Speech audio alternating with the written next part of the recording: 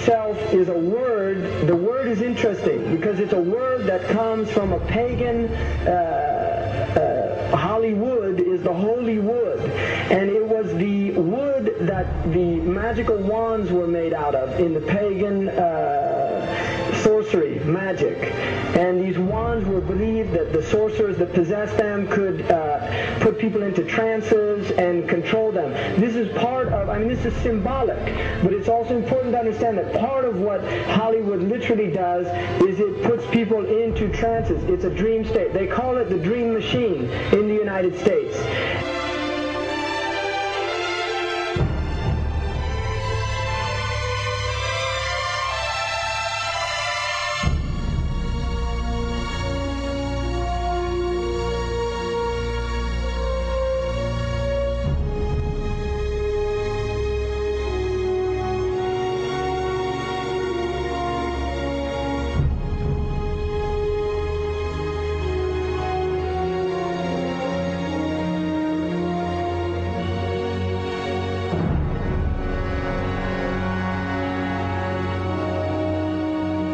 Creates fantasies for people. It puts people into these things. Now, one of the things is interesting that in the part of what's done in movie theaters, in darkened rooms where people watch television, is literally a trance state that occurs. What's called suspended state of disbelief. You enter into a state, you suspend your disbelief and enter into a state whereby you begin to believe what you internally realize is imagination. It's falsehood. Films are magic. It's just magic. You go and you watch these things and people get caught up in them. People cry during films, all this catharsis that takes place in these things.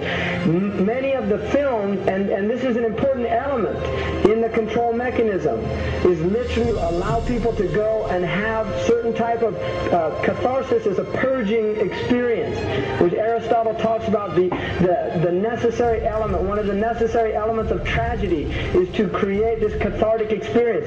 And this is why a lot of the films, especially also news and things like this is why news is very important in this culture.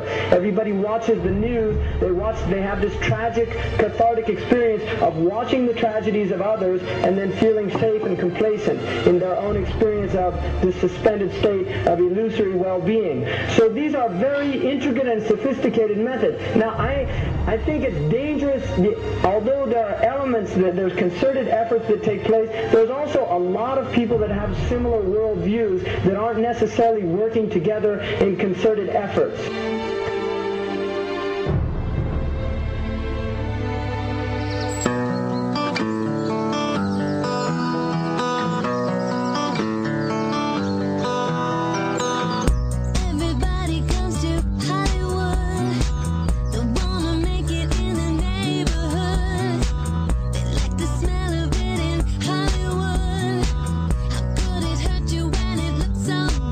Shine your light now.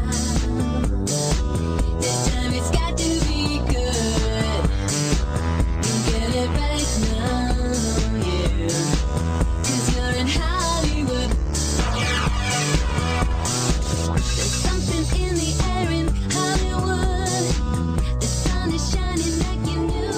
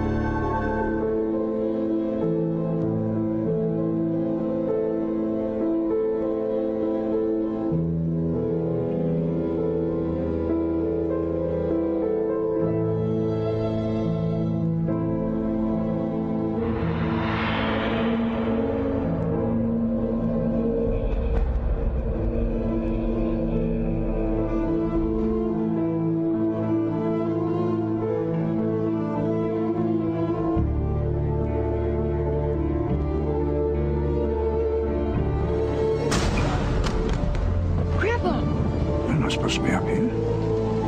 Looking at that? I just wanted to know. Well, you're old enough, I suppose.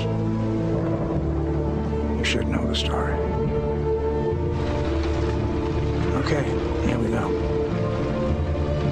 It was 1832, on a night much like this.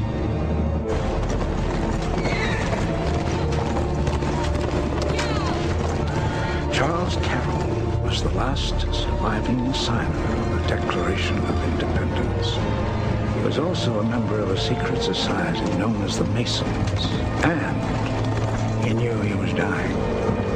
He woke up his stable boy in the middle of the night and ordered him to take him to the White House to see Andrew Jackson, because it was urgent that he speak to the president. Did he talk to him?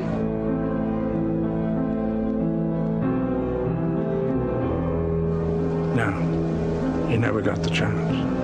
The president wasn't there that night. But Charles Carroll had a secret. So he took into his confidence the one person he could. My grandfather's grandfather, Thomas Gates. What was the secret? A treasure. A treasure beyond all imagining.